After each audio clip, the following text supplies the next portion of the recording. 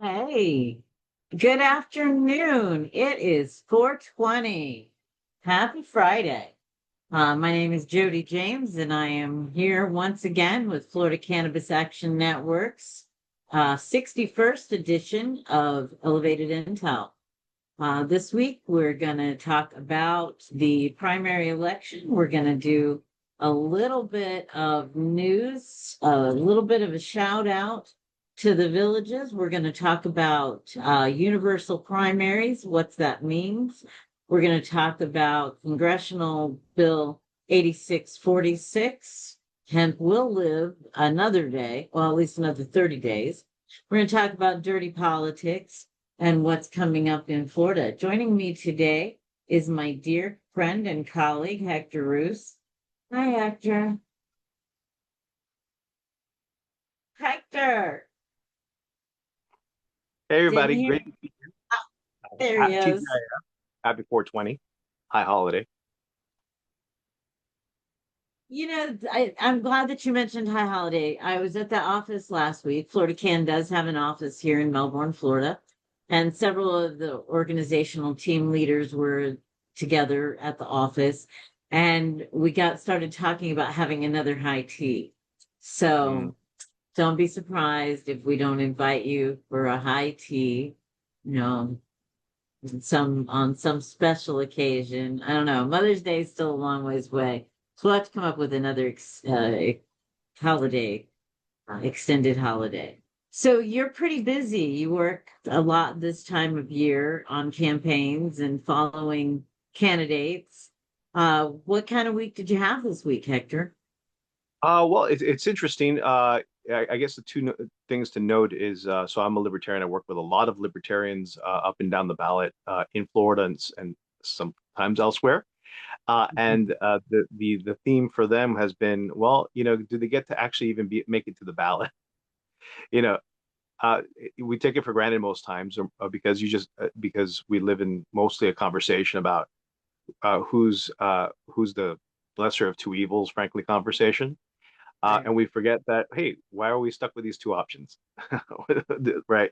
It ends up being that there was earlier this month there was a lawsuit that was trying to remove a candidate from Jacksonville City Council.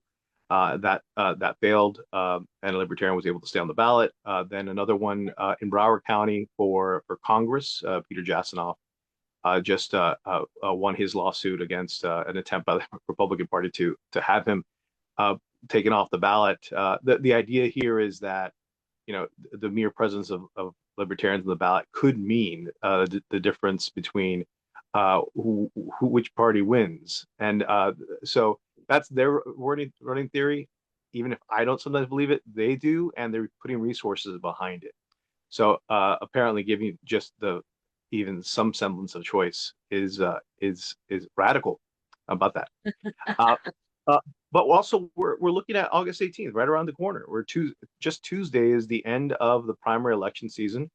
Yeah. I'm Yeah. supporting candidates whether they're partisan or nonpartisan alike. Like my friend Miguel Skip Quintero in Miami-Dade County. He's running for county commission in District 2 in Miami-Dade County. And we're kind of feeling a preview of what's to come in the November ballot, because people are looking for any wedge issue they can to differentiate themselves with their competitors. So sometimes the conversation comes down to, are you supporting the property tax amendment that the legislature put on the ballot? I don't even know. I don't even think we have a final approved ballot language yet for it. By the way, because the summary was voided out by the courts, but not the ballot itself. They just get Not the ballot itself. the Right. It will be on the ballot. the attorney general does get to come back with an updated version of that language to that the court will approve, and then we can move on. There's that. Obviously, we're looking at a very close series of in Florida. We have close primaries, and everyone's watching who's going to come out of these primaries, who will determine who's going to be competitive in the general election. So I've never seen before. In the Democratic primary for governor, for instance, it's really a two-way street, but a two-way race over there with former Congressman David Jolly, and former state rep Dottie Joseph, and something I've never seen happen. Yeah, he was able to put Gwen Graham's name right under his in on the ballot. Like, so who am I voting for? Am I voting for Gwen Graham or voting for David Jolly? But she is probably the best known the Democrat in the state, and maybe in Right. living. Daughter of Bob Graham and former congresswoman. And yeah. How many A lot. times has she run for governor herself? I don't. Hasn't Has she? she's run? Maybe it was Senate. Yeah. Well, that was her. That was her dad. And I know it had been contemplated for her to run, but she never like for higher office, and she really never pulled the trigger. This was like the first real show of force on that. But in terms of history, so she's been out of office what, 4 years now. So A lot of it, name recognition in that Graham. I do want to get into you touched several of the things that you touched on. Wait, where'd you go? There you are. Wanted to get into several of the things that you touched on. First of all, not everybody who is watching is going to know as much as you and I do about primaries. And so I wanted to talk for a few minutes, and we've lost Hector, but the show will go on. I wanted to talk a minute about open primaries and closed primaries. I know that's some work that you've done, some stuff you've done some work on also, Hector. As a matter of fact, Democrat Nikki Fried, head of the Democratic Party, was in the news just this week saying that they were going to continue as the Democratic Party to try and open primaries. So a closed primary means what?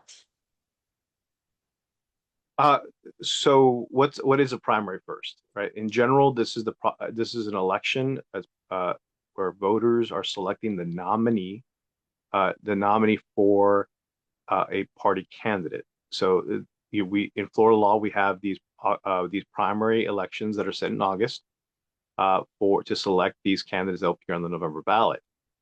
Now, in the closed primary is where only members of that political party can vote in that election to select who their nominee is going to be for that general election. In open primary, which what people are talking about, it's where all voters are typically allowed to vote in that in the selection process for that party's nominee.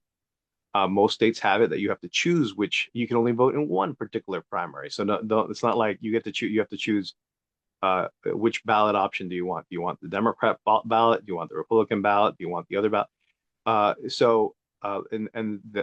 That's typically what the open primary will look like. There is something called a semi-open or semi-closed, depending on who you ask, which just says the party decides whether they want to open up their primary. Generally, they'll want to open it up to like independent voters who, generally make up 30 to 33% of the population in Florida. So there's a reason for that because no political party has a majority of the voter registration. So some people, and that's kind of one of the reasons why we've heard in the past that Nikki Fried, as chair of the Florida Democratic Party, has expressed interest in opening that up because people don't like the party identification, but they also don't want to lose their ability to vote. Because generally speaking, the local party's strongest, whether it's like Republican or Democrat, you need to be registered with those political parties, and effectively you're obliged to join one of those political parties if you want your vote to be effective. And why that exists that way is really it's unfair because then you're forced to associate, and anybody else who wants to participate outside of that one major party really doesn't have any. There's really no interest or what's in it for the voter to participate because everyone is convinced that only one party can actually win in a particular area, and it's very discouraging even to Democrats in general. For instance, when the only Democrat to win statewide office had been Nikki Fried in 25 years. If you think about it, so Oh, I hadn't uh, realized. right. So that's the point. So that discourages people to even register as a Democrat, frankly, or anything else other than Republican, because the Republicans are winning in such high percentages.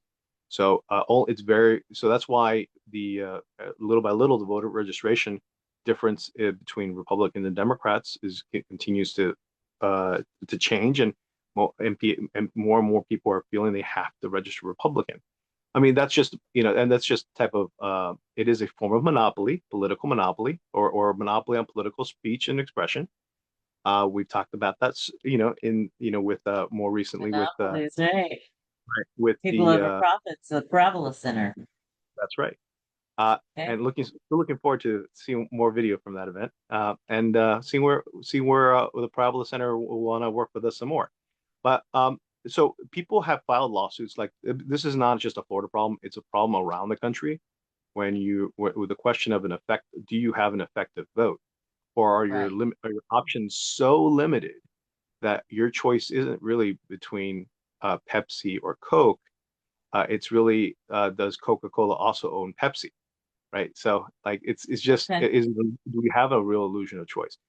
But for practical purposes, that's why Florida Can is so invested in developing, in understanding about who our elected officials are, who's running for office, where do they stand on our issues, and we can develop. The solution has always been, regardless of the pressures to change political parties or whatnot, to educate yourselves, educate the elected officials and form coalitions on issues we agree with, particularly, of course, the Florida Cannabis Action Network. Action's in our name, and so is cannabis, and so we like to act a lot with cannabis, right? We know what we Right. like. Yeah, policy and personally. So the point being is that here we are, and now with the August elections, or these primary elections happening, we're going to keep an eye out for who wins these primaries. Generally indicates who will win in the November election. Right. So that's where we're at. So I apologize for being a little distracted. We don't have Steve today, and I want to make sure that if people have questions that they can pop in. So I'm trying to get in here so that I can manage comments. All right.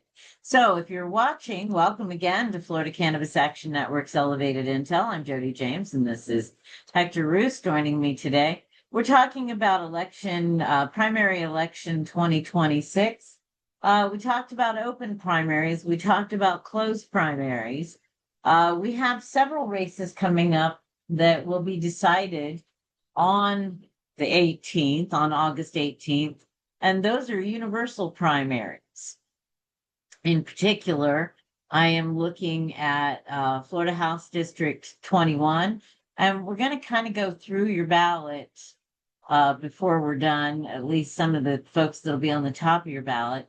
But if you are in the area of House District 21, and this was the seat that was formerly held by Yvonne Henson. And Yvonne Henson has been fabulous on marijuana policy. She actually committed, when she was first elected, that every year that she was elected, she was going to run a pro-cannabis bill. And I believe she did. God bless her. She is there are 5 people, all Democrats, who are running in that race. I may have that wrong. But that is going to be an everyone votes primary. Oh, you know what? I'm looking at 21, but I ended up being in Congress. My bad. Let me get there. There You're we right. go. House District 21. We are trying very hard to make sure that folks get out and vote, particularly for pro-cannabis candidates. I had the privilege of speaking at the Village's Medical Marijuana Club this past week and had a ball. This was about 50 people in the room. They had to add more chairs. And, any kind of club in August in Florida, you're lucky if you get 10 people in a room, because everybody's traveling and coming back from wherever it is that they live the rest of the time. But more than 50 people in a room, fabulously engaged. And one of the things that I talked about is how powerful the NRA and the AARP is in Florida, and groups like ABATE. And whether you're pro-helmet law or anti-helmet law, the reason that you can ride a motorcycle in the state of Florida without a helmet is because pro-bike people became part of ABATE. They only supported candidates who were going to support ABATE. I got to tell the story of running for office and being the difference between being a D NRA candidate and an A NRA candidate. My neighbors who we dearly love, they dearly loved me when I was a D candidate, but when I was an A NRA candidate, they were introducing me to all their friends and telling their friends to vote for me too. So big difference. I also mentioned the fact that we would have taxes on medicine if it wasn't for the AARP in Florida. So hugely important issue voting blocks. And I really love to see Florida Cannabis Action Network be able to engage Florida voters so that we could have a serious pro-cannabis voting bloc. So if you're in Florida House District 21, I'm going to encourage you, you can safely vote for Antoine Fields or Malik Moore. Both of them responded to our candidate survey. Both of them have been in the process before as legislative aides. Both of those Democrats are going to be pro-cannabis. And again, if you are in Florida House District 21, it doesn't matter if you're an independent, whether you are a Republican or Libertarian, no party. It just doesn't matter. Everyone votes in that universal primary in Florida House 21. Again, that's the Gainesville area. I thought this race was pretty weird. Paula Stark, who is a Republican, has stepped down. I didn't check to see if she was term limited or what. But we have two Democrats running for that seat in a universal primary. Have you followed that one at all? So what happened with Paula Stark is, oops, her paperwork was faulty and she didn't qualify. You're kidding. Yeah, she tried to sue and to get back on, and nope, they didn't let her. So Wow. just a paperwork snafu. That's it. Wow. Wow. Ooh, dot your T or dot your I's and cross your T's, Paula. Paula had been elected for 2 or 3 terms. We were very surprised when we saw that. We do have 2 Dems running in that race. And I'm afraid I'm going to get this name wrong, but Anthony Naves, Nieves, Anthony Naves actually ran in 2024, filled out our questionnaire in 2024, and received 5 stars for his answers in 2024. We didn't hear from Anthony in 2026, but if I had to choose a Democrat in that universal primary in District 47, and cannabis was my top issue, I would point you to Anthony Neves, who got 100% with Florida Cannabis Action Network. So go Anthony, and we hope voters will come out in droves in 47. Thanks for that explanation. You know, politics is dirty. Yeah. And it's hard enough. I was reading an article about our friend Chevron Jones. And Chevron Jones, of course, is running for Congress in South Florida. And he was the victim of an attack ad, a whole text campaign about how Chevron Jones should be shamed because he has HIV/AIDS. Now, he denies having HIV/AIDS. He also denies the idea that you should be ashamed if you are a person living with HIV or AIDS. So go Chevron, but it just shows what people will do. There is a universal primary in Florida House District 62. That is incumbent Wingate Newton. We've consistently given him like really, really poor reviews. Do you know anything endearing about Wingate Newton? Not really, and I think it doesn't list them as an incumbent. So I think either they're just trying to come back into a different district, maybe. Yeah. Okay, well, I certainly would like to know what Kendra Darling thinks about cannabis. She is on your ballot. Kendra Darling and Wingate Newton in the the universal primary, House District 62. By now, we're kind of getting down to South Florida. Do you know off the top of your head where 62 is? Hmm. I can So look it up in the map. let's see. But You one of the pulling it things, up? so while we're talking about that, we should Must be mention Tampa. we should, yeah, it must be Tampa. We should say that where are we putting, what are we referring to in terms of scores?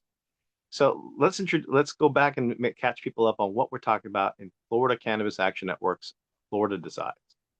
Okay. And I have a little graphic. I'm going to pull up my graphic. Yeah, District 2. And meanwhile, District 62, it represents Hillsborough County and Pinellas County, just the areas of Tampa and St. Pete. And it was yeah, those areas, exactly what you said. Yeah. Yeah, Yeah, had look. to be. After I Mhm. started looking at it, I'm like, well, wait a minute. 63 is the seat that's been vacated by D. Hart. And D has been fabulous on our issues too. Always received a 4 or better. In order to get a 5 in our scorecard, you really have to be pro right to garden. You should believe in my ability to have home grow. You should be very open in how you believe the market should be rolled out, a horizontal market that allows for small businesses to take part in it. But D always came out like a 4 or better in any time she made a comment. It was a fabulous comment, really well researched, and nobody from D's district reached out to us. So I was very sad about that. The last universal primary that we have is 98, and that is down in South Florida. And 98, we have 2 Democrats, Keith Abel and Mitch Rosenwald. And Mitch is the incumbent, and we would encourage you to go ahead and reelect Mitch. I want to get his name right. Oh, Rosenwald. Rosenwald. Yeah, thank you. Mitch Rosenwald. We really have enjoyed working with Mitch the last couple of years. His office has been very open to Cannabis Action Network. He Right. also introduced a pro-cannabis legislation in his first term. He ran our parental protection bill. So, or was it the employment bill? Uh-oh, somebody better correct me. But All I can say is he asks great questions in committees, ask great questions in and committee. Also he's important a stuff. professional social worker, so that explains it. Right. It sure does. It sure does. Professional social worker. That's interesting. I didn't have that. I didn't know that that was part of his resume. All right. I did a little graphic today. I'm gonna brag my graphic. See if I can pull it up. There we go. Ta-da! FLDecides.com, in case you're wondering where to go for all of this great information. For 3 years now, Florida Cannabis Action Network, our volunteers and our friends have been working on FLDecides.com.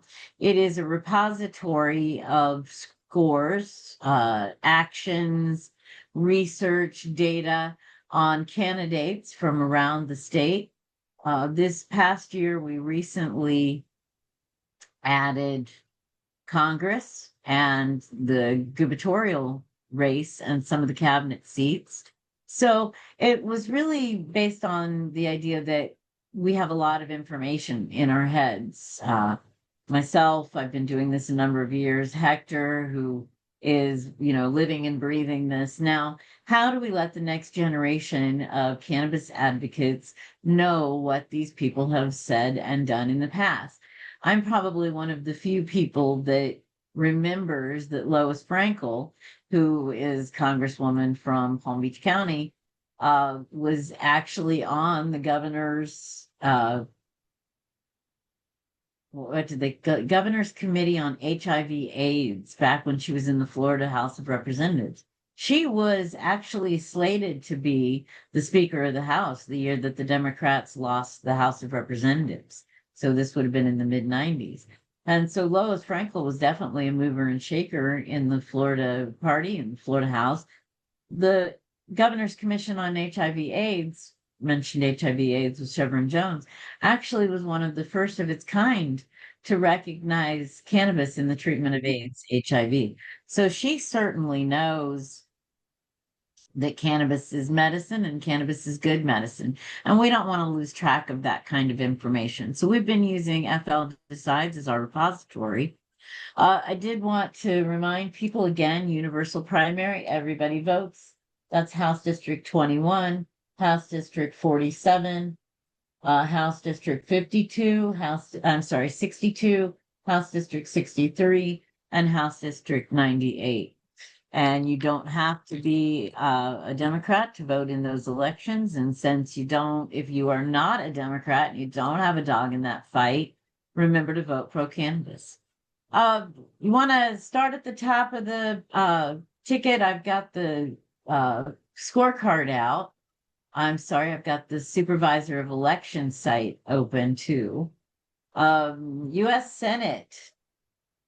We are going to have a primary. If you are a Democrat, there is a primary in that race. Now, of course, that's the seat held by Ashley Moody, who is the incumbent.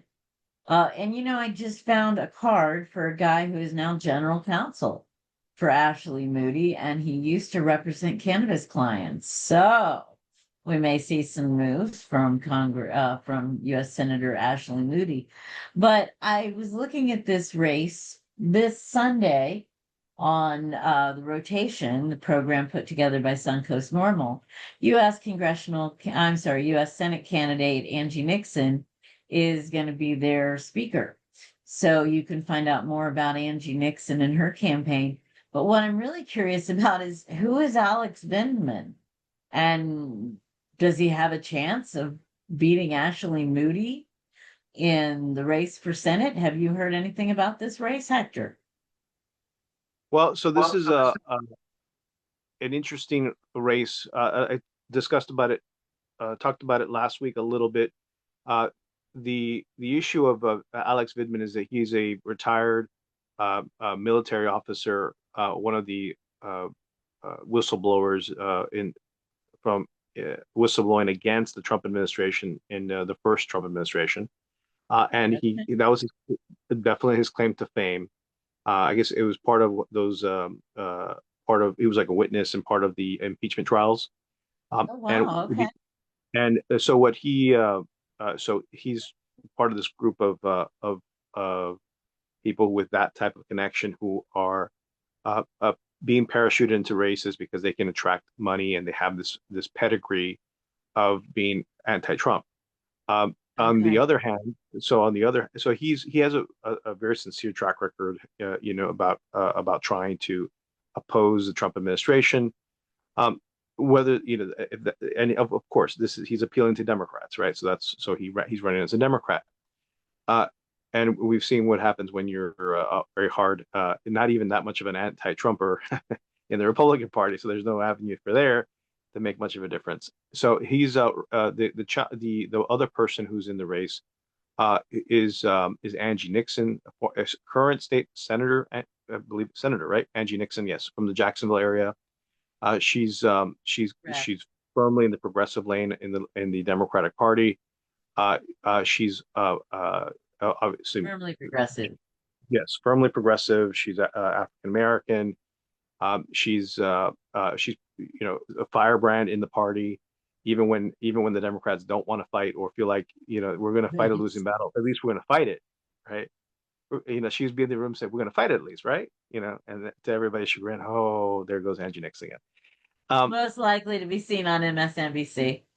Right, exactly. So she has very strong opinions, and that's not when no opinions generally are even frowned upon having it in the by the political establishment. She is definitely bucking that trend.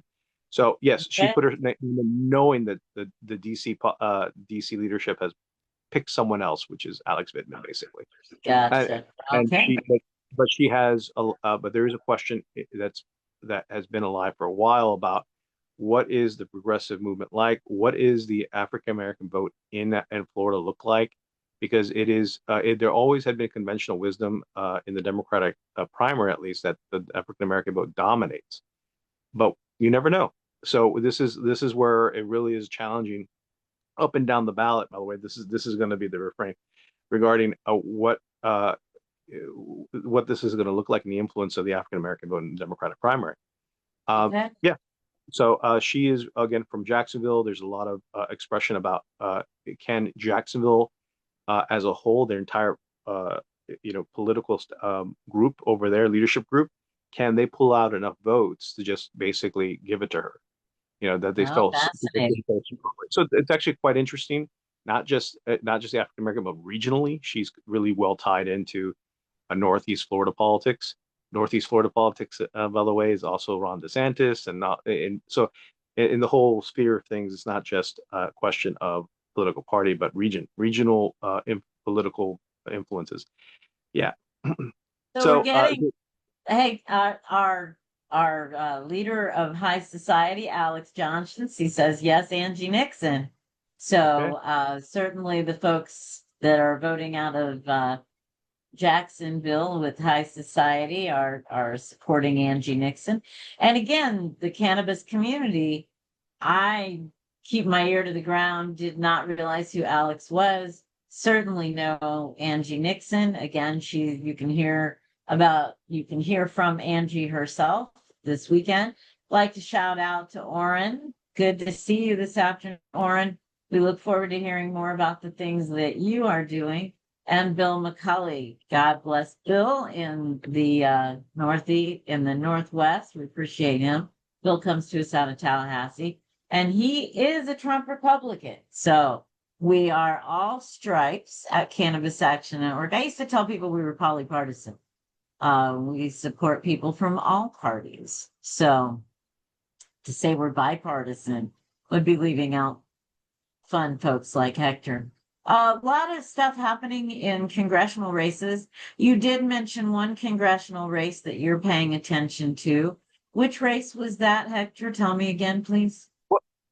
So there's quite a number of elections. The South Florida elections are there are five libertarians running for the U.S. House.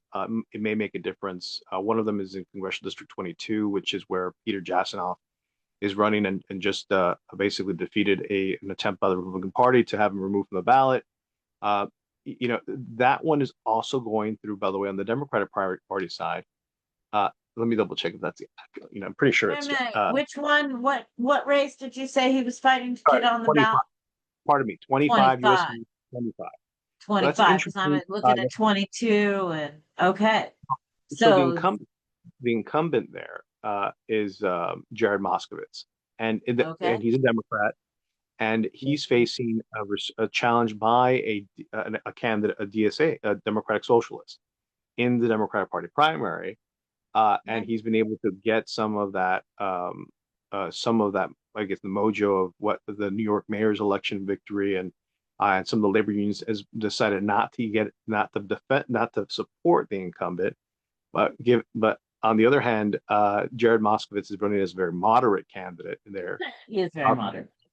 Come into remember he served in basically in the he was a county commissioner who left to go serve in the DeSantis administration as the emergency director of FEMA, basically the emergency agency. Management. Everybody saw Jared anybody that was in Florida in 2020, Jared was on the news, every other day with the governor. So he's definitely a real Democrat, but certainly can work across the aisle.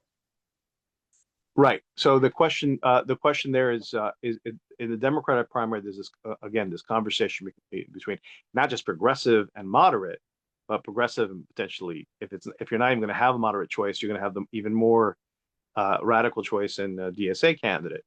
And then and in the Republican side, you have three Republicans who are vying against each other, hoping that maybe there's enough support for a Republican there to because after redistricting, it made it much more friendlier to a Republican to potentially win it. So, and that's Scott Singer, the former mayor of Boca Raton, George Moraitis, who is a state rep and former long-term county commissioner for Broward County, and someone else that I do not remember, Raven Harrison, who's basically running in the very as rather than a moderate position, he's talking more about the free market, almost like a libertarian. So kind of a lane. So who knows who will win? The Republican Party says we'll be happy if it's either Scott or George. That is to say, Singer or Moraes. So it'd be interesting. We have a pretty decent congressional delegation, all things being equal. Particularly, and again, when I say decent, I'm a one-trick pony. I am talking about cannabis and cannabis policy. Right. That's what I care about.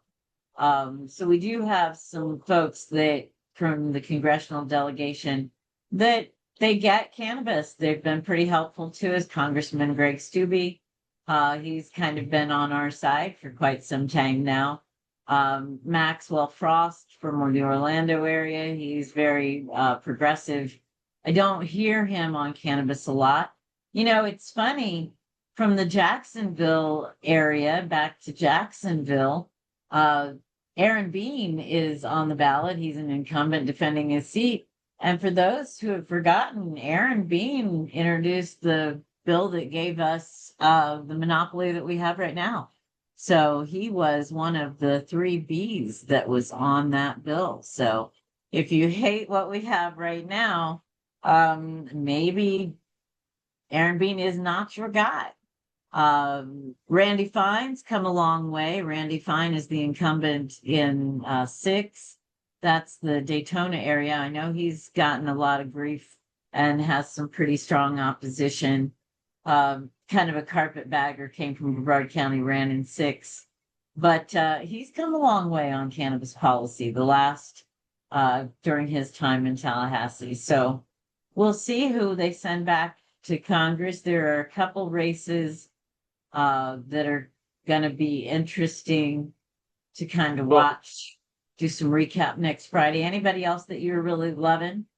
Yeah, well, I mean, we're just talking about which particular congressional districts. I would mention in regards to all of these, President Trump has recently re-announced or announced new endorsements in some of these races. Now, for the most part, what's President Trump in regards to cannabis policy has been favorable, of course, because of the obviously the reclassification of marijuana with a medical benefit being the first big one, and then asking for and then pushing his administration to seek rescheduling. But really, at the end of the day, the devil's in the details. So whoever is willing to actually do the work in these congressional districts as members of Congress is what's going to matter. If they're just saying I will do what I'm told and just vote party line without asking any questions or trying to improve language, then it may be counterproductive. That is what I'm going to say. So Gotcha. it does depend. Like we do need policy champions going up there. Randy Fine is facing he's facing pushback because of his his pro-war stances. Uh, and it's no there's also a libertarian there, and there's going to be it's going to be an interesting November election.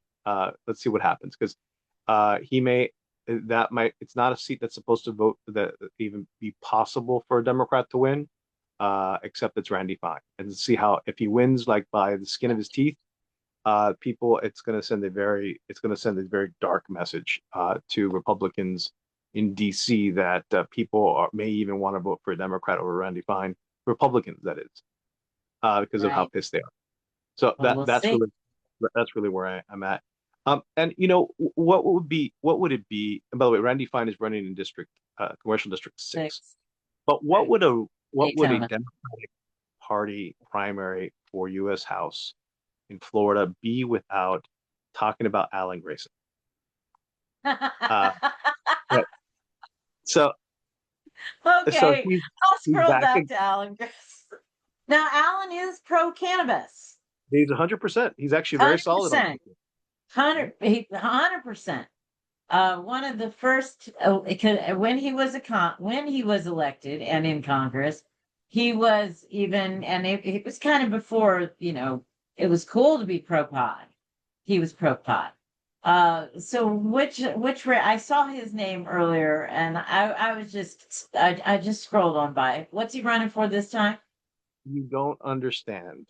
This is really important. Okay, Alan I'm Grayson sorry. is running in a 3-way primary in the Democratic Party, obviously as a Democrat, where he served before as a Democrat in the U.S. House, and the incumbent here is Republican Corey Mills. Oh, So that race. What's that? No, what's the number this so I is can be keeping so up?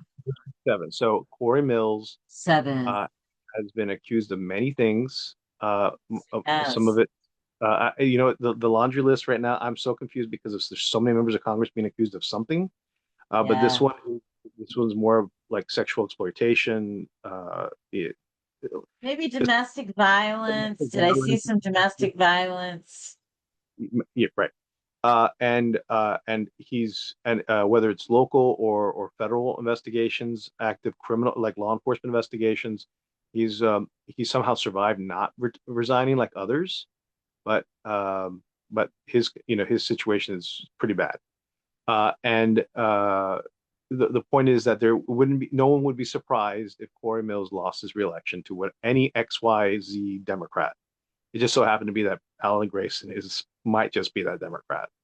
Well, very interesting. And I'm looking at the slate, and it's a pretty crowded field. You do have a libertarian in the race, and so he won't be on the primary ballot. But if you're a Democrat, you'll have Bale Dalton, Alan Grayson, Mhm. Marilana Kenter, right? So 3 ways, as you mentioned. If But you are, there's also like a bunch of Republicans yeah, there's a running front. against Mills. Yeah, Corey So Mills do is you think facing. Mills will survive your prediction? Your So, where's so the eight ball? Where's the eight Corey ball? Corey Mills was endorsed by Trump early, Yeah. despite all these call endorsements, sorry, despite all the investigations, criminal investigations, President Trump has not rescinded that endorsement. So he Yeah. still goes out there and says, "I've endorsed this. I've endorsed it." DeSantis actually came out yesterday and reiterated, "I have never endorsed that man." You know, Really? yeah. So very clear situation there. You know who doesn't have what Republican doesn't have a primary? That you may know, that's running Mike for U.S. Senate. Herodopoulos. Right. He doesn't have a What's a Herodopoulos? Right. right. That's right. He is facing a Democrat in the fall in November. Right. Right. Jennifer So, Jenkins. right. So, but that's just a conversation because he's been a figure in Florida politics as well. Well, and I know Jennifer too. I own a Jennifer book of his, by the by way. Mike. I Oh, yes, of Florida political history. He's written the definitive work on the history of the Republican Party in the state of Florida, going back to the 1800s, 19th century. that's fascinating. Well, I'm glad that his professorship was not a waste. Because, Right. we paid him to be a professor the whole time that he was in Florida. Uh, Mrs. Herodopoulos, Mrs. Dr. Herodopoulos, was That's right. recently appointed to the Surgeon Surgeon. General's office, right? Yes. She is now the Surgeon General. General Acting, acting. Right. So acting there you go. Surgeon General. Yeah, she was very anti-marijuana. She came out very heavily with physicians against medical marijuana during the Amendment 2 campaigns in 2014 and 2016. Now, when her husband Mike became a lobbyist for the brief time between being elected as in our Senate and in our Congress when he was a marijuana lobbyist, we didn't hear a lot about it. But Right. you never know. I don't know who's buttering the bread of the Herodopolises this month, but that'll be a great race. And Jennifer Jenkins was the target of the Tea Party. She became a national figure around her time at the school board when they were talking about book banning. So very interesting. That will likely be a good race. And I guess I'm not surprised that nobody in Brevard County from the Republican team was challenging Mike Herodopoulos. So former president of the Florida Senate. He has a lot of juice. Who do you Yeah. like in the governor's race? Are you looking? What do you think? Uh, well, if you are pro cannabis, you basically have one candidate there that could win, and that's our Byron Donalds, Congressman Byron Donalds. because he's no, Dottie I said Joseph. I said Republican primary. That's I Oh, separated Republican. Republican. Okay, Yeah, on the yeah. Republican side. Other Republican Party, he's basically Truly's candidate, 100%, no doubt about it. He has that stamp of approval, like NASCAR racing, like he's got it on his jersey. Okay.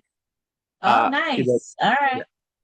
He's so that not, and then of course, in terms of the person who's running the Democratic primary, and by the way, so it just goes to show, people are not very happy about Congressman Donald's being chosen by basically the Trump administration and endorsed by Trump.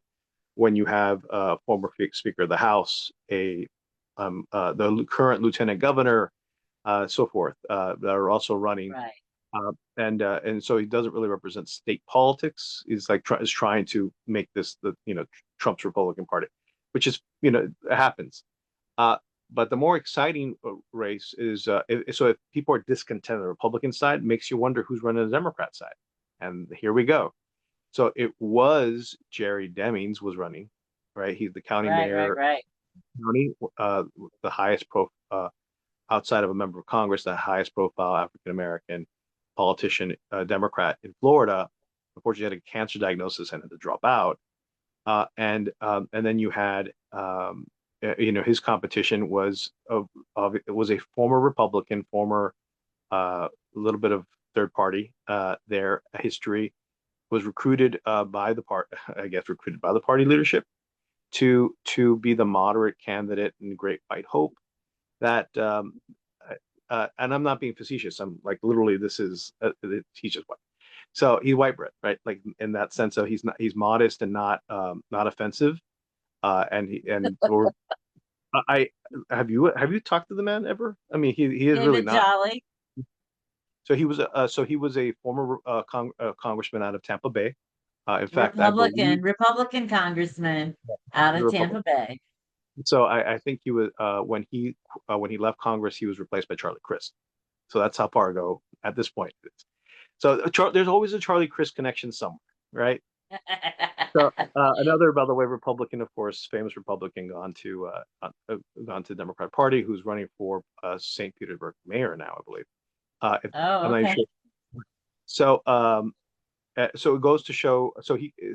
I guess, as I said I think as I said at the beginning of this conversation, uh, the political party leadership has basically tried to consolidate support behind him, raise money for him. He has worked hard to Glenn get around the Graham. state, and then they aligned him with Gwen Grant, right, as his running mate. So it is an important detail to note, because that was what boosts his pedigree. And if you look on your ballot, it's going to say David Jolly and right underneath Gwen Graham. So or Astounding. right. So it is something something to see that everyone's now going to be paying attention to. We could do that. We didn't know that, right? So you didn't have to wait till after the primary to add your running mate, and you can add them on the ballot. So I'm Amazing. not sure. Right. So just want to mention real quick that if you like what we're talking about and you want to participate in good cannabis policy, check us out at flcan.org, flcan.org. Become a member, learn more about us. Now, just coming back, then Jerry Demings, he retires from the election, and in comes in former state representative from here in South Florida, where I'm at, Dottie Joseph. She's runs perennially as she's run basically in the progressive party lane, and and trying to also, of course, she's Black, African American, I think, even of Haitian descent, and that's a lot to say in a mouthful. But she basically, if you're not happy with the choice the party is giving you, you have an alternative. And of course, there's nothing, ideologically speaking, has David Jolly really changed his ways from when he was in Congress?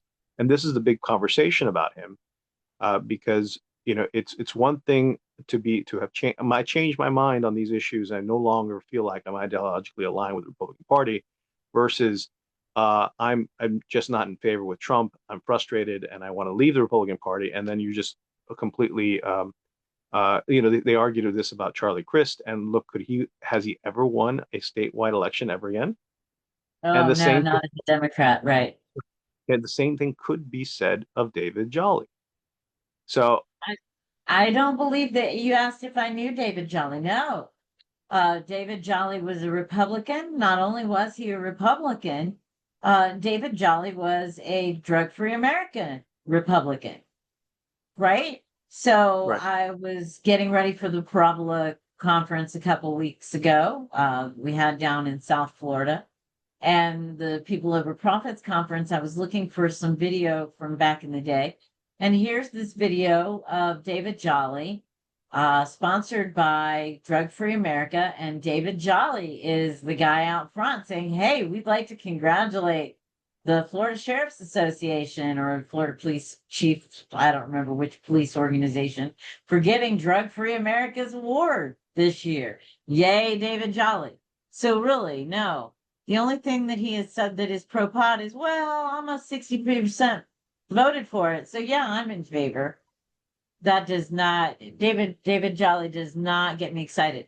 I do see though that Desmond Meade is qualified, and he's qualified as a no party affiliate. So you that's right. won't see him on your ballot Well, this time. uh, But this is who the is guy that Desmond? brought us felon voting rights. Yes? That's right. Yes, absolutely. He won a Nobel Peace Prize for organizing that campaign. He For did and getting not. yeah, Is that true? Wow. yeah, Nobel Prize Fascinating. winner, $1 million. That's a pretty big deal. Yeah. And it impacted millions of people. Florida Cannabis Action Network was actually one of the first signers to the coalition to restore felon voter rights. We recognized that with 21 grams of cannabis being a felony and any Oh, concentrates in the state of Florida being a felony, that a lot of our people had felonies. And if we wanted to create the kind of voting block that we needed, we were going to have to make sure that our people could vote. Mel Coupa. He did not win the Nobel Peace Prize. He was nominated for it. He's won Okay. several other awards for the same reason. Okay. All Yeah. right. But it's very There. prestigious, right? Huge. He's up there with Donald J. Trump for Martin being. Luther King, dude. Hello. Yeah, exactly. No, and really restoring voting rights to millions of Floridians, that is kind of a big deal. Maybe not Mother Teresa kind of big Five, deal, but it's a five, big deal. 5 million at the end of the day. So I'm so sad that I won't be able to vote out James Uthmeyer until November. But so we'll work on his race later. Not thrilled with him at all. You will have the chief financial officer, CFO, on your ballot if you are a Republican or a Democrat. You've got the current CFO, Blaise Ingolia, on the Republican ticket being challenged by Frank Coolidge. And then on the Democrat side, you have Earl Ford, who is up against Annette Taddeo. Speaking of Charlie Crist, Annette Taddeo was his running mate, ran for the spot as lieutenant governor, and of course also spent probably 8 years as the senator from Miami. So she brings her own constituency with her into that primary. One will be watching. Any Yeah. other races that you think are particularly exciting that we should be discussing this week? So, in the Republican Party, the Commissioner of Agriculture, you know, Oh, how can we yeah. not say remember I, that? I just lost my mind. I'm so sorry. I scrolled right by Matt the Welder or Well, Matt well, Taylor, yeah, as he's let's yeah, also known as. they didn't apply his name change. But the Commissioner of Agriculture, of course, the incumbent there is Wilton Simpson. Whatever you think of him, he has a passion for saying that for being unfriendly and having this indomitable spirit against the spirit of the plant. Uh, so Absolutely. uh, so Matt Taylor is a he I think he's run for office before in the Tampa Bay area. He's been running this very grassroots campaign against Wilton Simpson, and you're wondering if there's enough support out there for someone like him to overcome Wilton Simpson, with who's spent, easily outspent 30-1, in terms of the reach. But you feel for you feel for they just it's an indication that Republicans are not feel very strongly about Wilton Simpson. They either don't think anything of him, or they really dislike him, in other words. And it's the same is true for a lot of us, out there who remembers about how he sets up his the crackdowns on businesses that are dealing with CBD Andy products, Crusher. right? This right, and crushing of small businesses, right? 100%. So, and with that says, not just he's discontinued the lawsuit against the federal government against that is now in vogue, right? For Right. Second Amendment protections for Right, cannabis, right. for marijuana users. So, Stood down on that. he Well, the definitely, other thing, he is Commissioner of Agriculture and Consumer Safety. That's a big, it's not just a little job, it's a big job. And one of the things that he did that directly impacts consumer safety is remove the area where you could make complaints about the MMTCs if you had problems with their products. So if you have a bad experience with a cannabis product right now, you can certainly report it to the OMMU and should. But these were things that were also being collected by the Office of Consumer Services. And part of the way that we know about recalls is because enough people call. And if there's no place to call and it's not easy, we'll never have the kind of true cannabis safety that we're looking for. Wow. A lot of fun things happening on our ballots. And then, of course, everybody has their own individual candidate races. And that's where FLDecides.com comes in. yeah, that is where we have the need, and to participate and join us. You can go to flcan.org, flcan.org. If you want to get the information on the candidates themselves and our elected officials, fldecides.com. I found an article today from American talking about a very progressive organization and Americans for Prosperity and comparing their scorecards. And so Anna Escamani for mayor of Orlando, the House member Anna Escamani was an A by the Progressives group and an F by the Americans for Prosperity. And of course, Shane Abbott was exactly the opposite. He was an A for Americans for Prosperity and an F for, pardon me, the Progressives.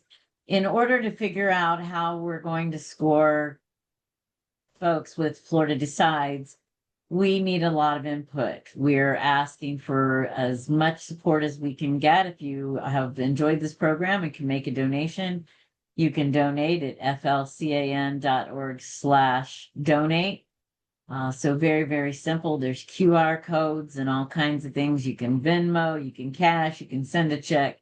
But right now we need all the support we can get to make sure that we can continue to gather data to build out FL Decides, the database that's going to help us elect pro-cannabis candidates. And what that means is that when we go back to Tallahassee and back to Washington, D.C. in 2027, we're going to have people who want cannabis on the menu. They want cannabis to be an issue. So it's really important that you support the folks that are doing good work. I appreciate you being with me today, Hector. Next week, we'll talk about how some of these races come to fruition. We will remind everyone that the last day to vote is August 18th. Isn't that weird? It used to be the day to vote is now it's the last day to vote is August 18th. We hope that you took the Early time to voting. make sure that your voter registration, it's over, isn't it? Do they still No, no. early vote this weekend? Early voting throughout the entire state is still happening through Sunday. So you can Okay. you can just really just Google your way through it to where your county elections are holding holding these early voting locations. You're allowed to vote at any early voting location in the county you are registered to vote in, regardless of where you live in that county. So you don't have to go to your precinct. If you show up at your precinct and you know that you are a registered voter and your name is not on the list, what do you do? You can still ask for a provisional ballot, or they'll redirect you to where you can vote. But if you are, especially on Tuesday, if you are at the wrong polling precinct and you don't have time, get a provisional ballot. It's okay, because as long as you are a valid voter, they'll consider it and accept it. Okay. And of course, it's not going to be that busy at these polling locations in an August election. But if you are in line and the poll's about to close, stay in line. They will still accept you if you're as long as you're still in line. Right. Polls close at 7 p.m. Eastern? Local time. Yeah, local time. That's best. Yeah. Local time. So even in the Panhandle, you can vote until 7 p.m. local time. And it is important that we get out there to vote. I told the folks in the villages, and again, shout out to those folks in the villages. They're doing some great work educating their community, really transcending the stigma and changing minds one at a time. And I mentioned to them one of the first races the Florida Cannabis Action Network ever got involved in was two very good pro-cannabis candidates. One of them had introduced a bill for us, and the other one was just really good on drug policy in general.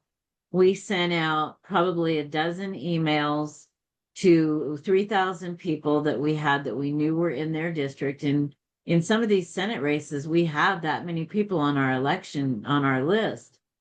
The race went into a second count, right? Because it was so close. The margin of error was so close that they did a recount on the ballots, and our candidate won by 16 votes.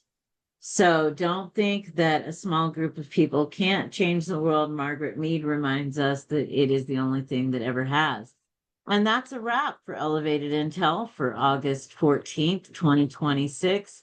We'll see you next week for Elevated Intel at 4:20. Thank you, Hector, for joining us.